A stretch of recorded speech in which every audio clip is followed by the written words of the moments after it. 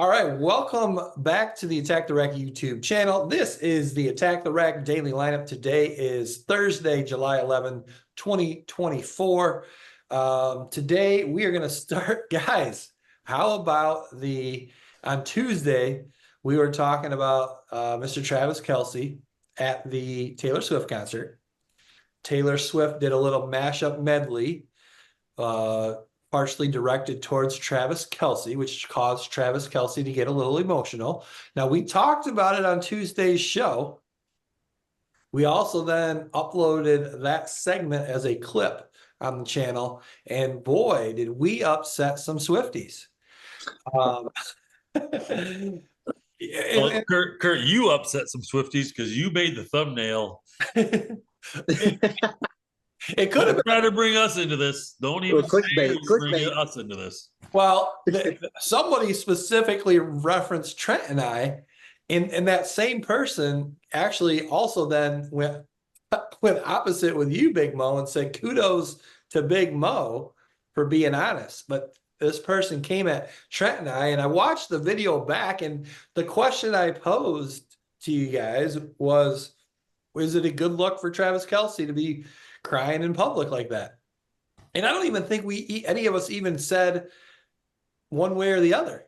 None of us ended up bashing Travis Kelce in any way, shape, or form. In fact, I even said, hey, he's a human. He has emotions. He falls in love like any humans. But yet we struck a chord with the Swifties. Trent, did you happen to look at some of the comments on that video? Once you sent me the one, I started looking through them, and then it's pretty funny. The internet trolls are funny. I appreciate them. They spend a lot of time at what they do. I hope they are as good at their job as they are at trolling on. Oh, I applaud them. Yes. Well, hey, let's take a moment here. I don't say this enough, but we would love any comments at all on any of our videos here on the Attack the Rack YouTube channel, whether they're positive, they're negative, whether you agree with us or you disagree with us. If you want to start a conversation completely off topic of what we talked about, go for it. You know, the Attack the Rack YouTube channel, the Attack the Rack Sports Media Company, we support free speech 100%. You can say whatever you want to say. We bring it on. We would welcome it. We love comments. We love to see interactions on our channel. And then always, hey, if you haven't subscribed to the channel, give this video a like, share it with somebody you might think might enjoy the video. So, guys, anything else on the internet trolls? Does anyone want to apologize? Big Mo, do you want to apologize? Well, I didn't say anything bad, so I'm all with Travis Kelce. I'm an emotional guy. I go to the movies sometimes and the tears start flowing. So hey, let's. Well, the other thing interesting is that we weren't even talking about Taylor Swift. Guys, hey, you attack the Swifties, Kurt, and anything in the ballpark. Good luck moving forward. Yeah.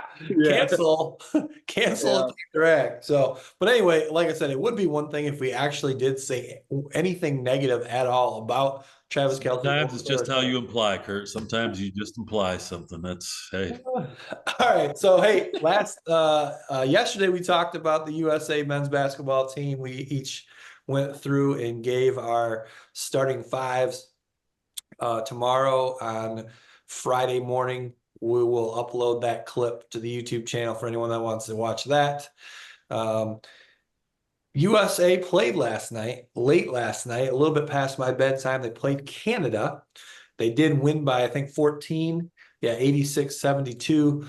Trent, when you were given your starting five, you mentioned if Kevin Durant is healthy, he would be in your starting five. I had him in my five. He didn't play last night. Is this anything to be concerned about? I mean, like I said, you already mentioned if he's healthy. Is there a narrative out there that he might not be healthy enough to play? Or come the actual Olympics, should we expect to see him? What are you hearing? I didn't even know he was hurt until Big Mo mentioned it, that he was injured. So I didn't know that he was hurt. I don't know how long he's out for, but I'm sure he'll fit in just fine with some of those guys once he gets out there, and hopefully he's healthy for the main games that count. Canada did surprise me though. I didn't realize which players they had from the NBA on their team, and their guard play is very, very good. So I was very surprised by Canada. U.S. started out flat. They didn't score for a while. Curry finally hit a three like halfway through the first quarter. It was a very slow start. They must have had a long night at the craps table the night prior. Now, I know SGA plays for Canada. How did he look? Him and Jamal Murray didn't shoot the ball very well, but if either one of them get hot, I mean, they're going to be a handful regardless. But Jamal Murray and SGA are a pretty good combo to have in the backcourt.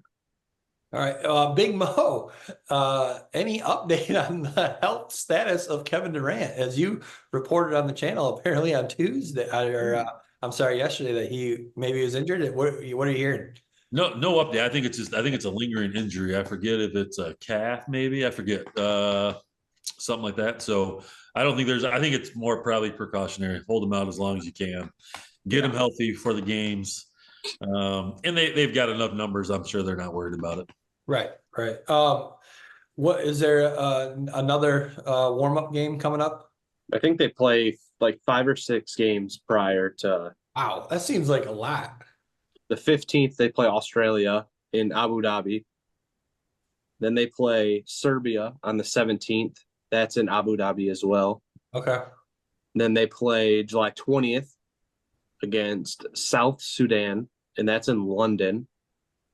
And then they play Germany on the 22nd. That should be a good game. That's with like Schroeder and some of those guys.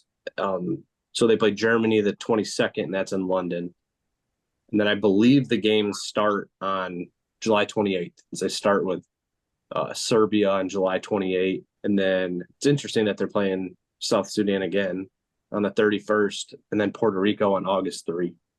Okay. Puerto Rico, a team that historically has had some success against the USA men's team in the Olympics. So wow, we still are 2.5 weeks away from the first game. Wow. Yeah. All right, well, let's move on here. Guys, Angel Reese, the double-double machine, extended her record game streak with a double-double to 14 last night, but there is some controversy surrounding the double-double she got last night. Did you guys see or hear about this? Did you see the clip of the end of the game at all? I mean, I watched the clip this morning. I saw it run on ESPN, and then took a peek at it. You know, we briefly chatted, Kurt, just about how, I mean, there have been NBA players who have kind of got that extra assist or that extra rebound, or gotten to that triple double standard. I don't know about if there's what the last. It all looked a little sus. Yes. Right, as they say these days. I would think in most circumstances people would have ran out the clock, but they got the ball to Reese, and she kind of put her head down and picked up the foul. I don't think the foul was intentional, but I do think Reese trying to get the foul. Yeah. At that point in the game, you didn't need it. You were up by 5 or 6. The game was over. You had the ball. Yeah. Trent, did you see the end of this game?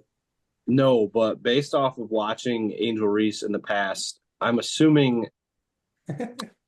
that a lot of her baskets and rebounds come off her own miss.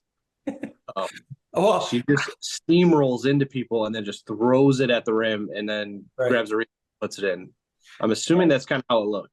Well, I mean, that's valid, and that there's a lot of her, her rebounds are as a result of that throughout this streak. A lot of, she's taken some criticism for that. In this situation, it was a little bit different. But before I get into what happened, we have mentioned, actually, maybe it was on the podcast last Saturday, Big Mo. We were talking about Angel Reese, how obviously she's having some success. She's a solid player. She's putting up big numbers, but there seems to be a lack of, maybe some skill there. But obviously she is putting up the numbers. A lot of it is just she plays super hard, and is super aggressive and is able to put up some numbers. But anyway, back to last night, Trent. Here's the scenario. They are the Chicago Sky, the team that Angel Reese plays for. They're up like 8 or 9 points. There's like 7 or 8 seconds left, and the Sky have the ball, and they are literally trying to continue to run their offense. Now, normally, if you have an 8, 9 point lead and there's 6, 7, 8 seconds left, you're gonna just dribble the ball out, right? But they were obviously trying to get her. She had 9 points and 13 rebounds at this point, so she needed a free throw or a bucket to get the double-double. Okay. They're trying. I mean, she's posting up hard, calling for the ball. They're trying to get her the ball, and it's like, why aren't you just dribbling out the clock? Yeah. So what ends up happening when she's in the post, the girl guarding her, and it ends up, they do enter the ball into her. Girl guarding her reaches in and fouls her. She goes to the free throw line, knocks down. I think she knocked down both of them, but all she needed to do was knock down one. So she finished with 10 points, 13 rebounds. So as Big Mo used the word sus, I'll use the word sketchy. Yeah, when I watched the play, I feel like I don't feel like they weren't really running an offense. I feel like the first girl who got across that court was like going to try to maybe pull it out and like not do anything. Yeah. Angel Reese was not being like heavily guarded in the post. And like the player, I forget who it was, passed it to another Sky player, and she kind of frantically tried to like feel like she maybe knew the situation more than the other one. Yes. Of Reese needing at least one more point. Again, I think that's what made it all a little bit like when I watched it, saying, why was one player really not worried about it? And then they got it to another player. And Reese the whole time did look like she was calling for it in the post. Yeah. Which is probably the like, hey, I'm open, give me the ball. Yeah. Like that part I was like, like that part was, but again, you know what? I've seen NBA players try to do that, and it is what it is. I suppose it's obviously she continues the record.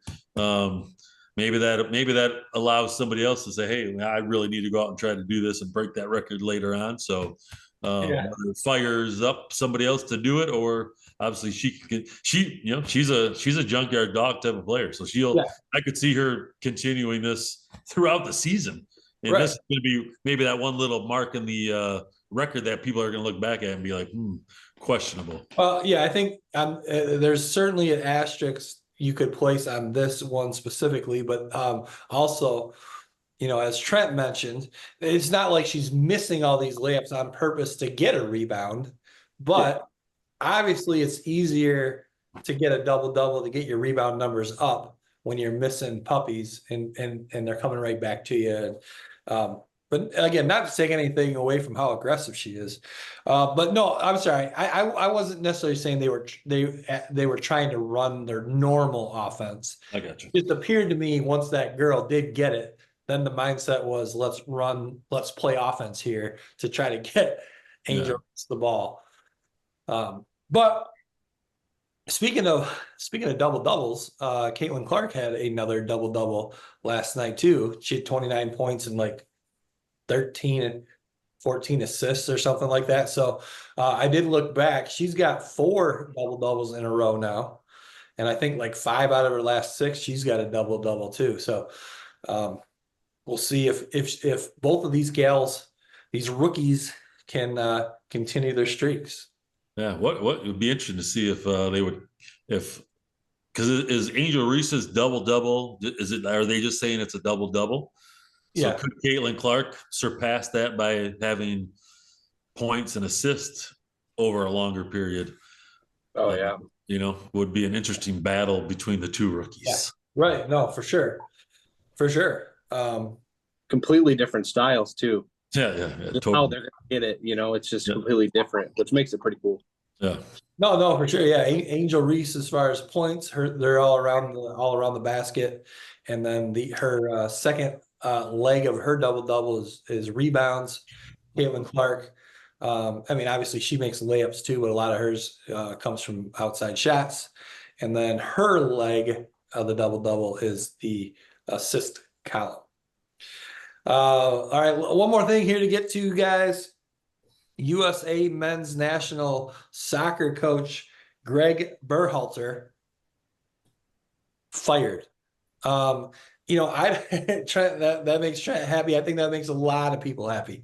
I don't really follow the U.S. men's national soccer team too much. The only thing that I feel like I ever hear is just negativity about this coach. Trent, so obviously you're pleased with the decision to let him go. How long do you know how long has he been the coach? How long has he been on the hot seat? What are some of the issues here that fans have with him?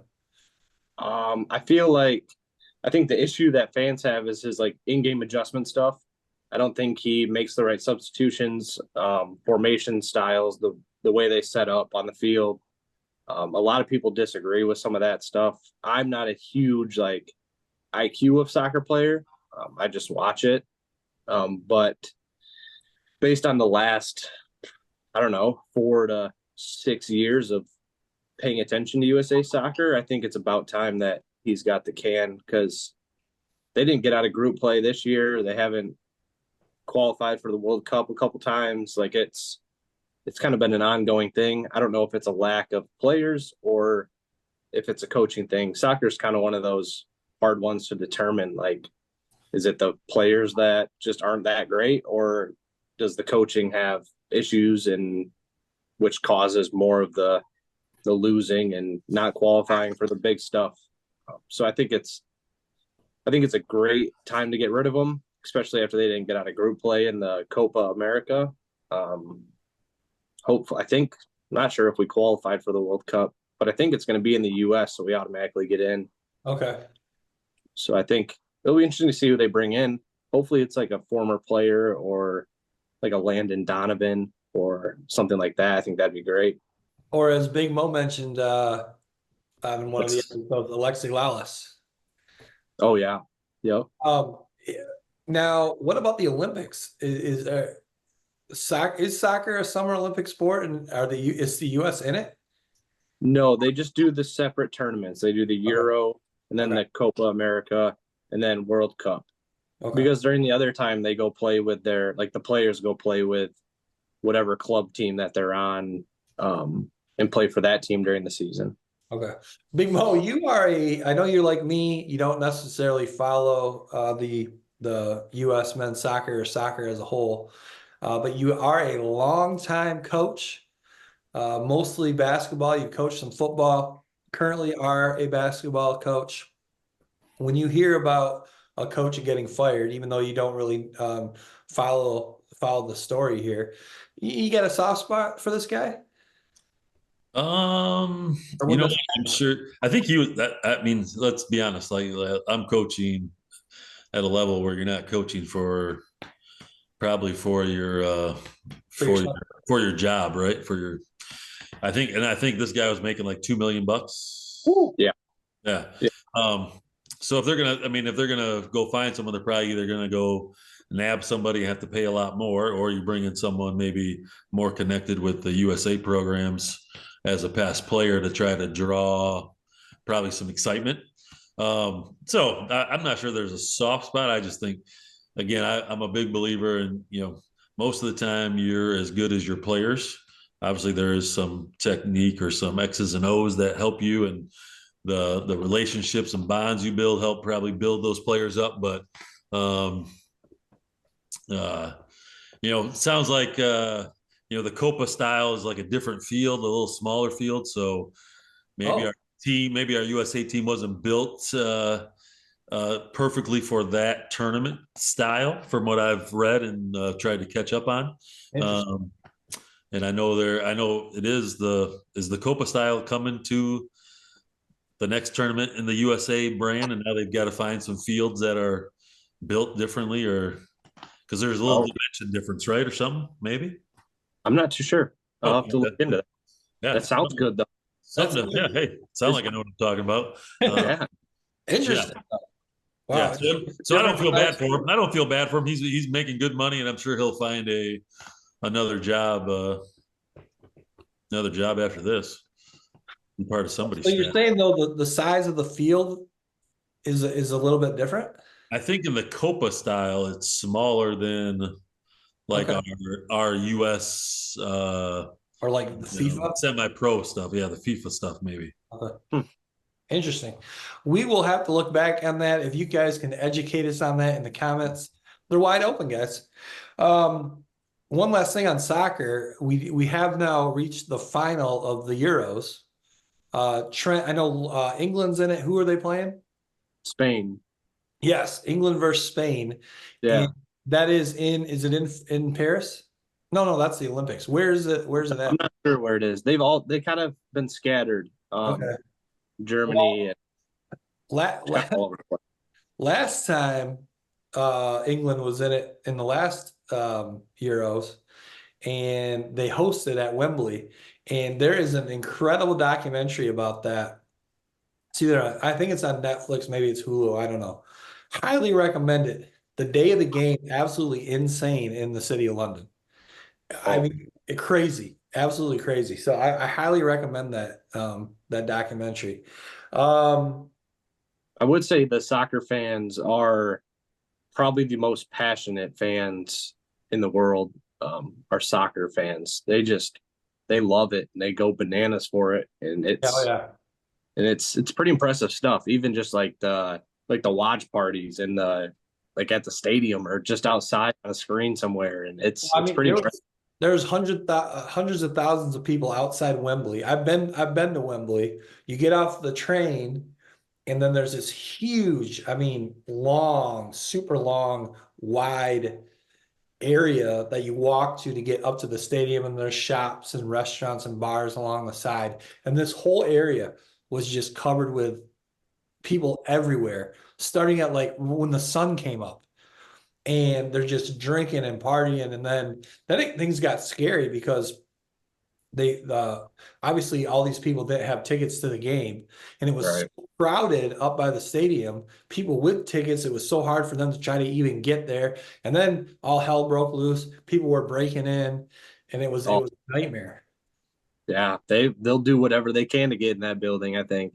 'Cause Yeah. they showed a clip of because the Netherlands scored in like the first 6 minutes or something like that in the game, and then they showed like the watch party in the Netherlands, and there was probably like 120,000 people Yeah. just watching the game there, and they just go bananas. It's a sad walk home for them, but it's like in the moment pretty awesome.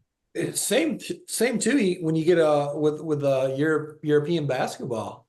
Those Yeah, fans are incredible too. It's awesome. it, So, it's like when they asked Luca like how the crowds are like different or whatever, and he's like, "Well, I played in I forgot what country he said, but then they showed like a clip of that country, and they're like blowing off flares in the gym, and like it's nuts, like it's and all crazy. just jumping up and down and Just yeah, it's it's awesome. crazy. Yeah. So, all right, guys. Anything else? Last show of the week. We won't be back until next Tuesday. Anything else you guys want to get off your chest here before we take a little 4-day hiatus? Got nothing. All right. All right. We'll see you Tuesday.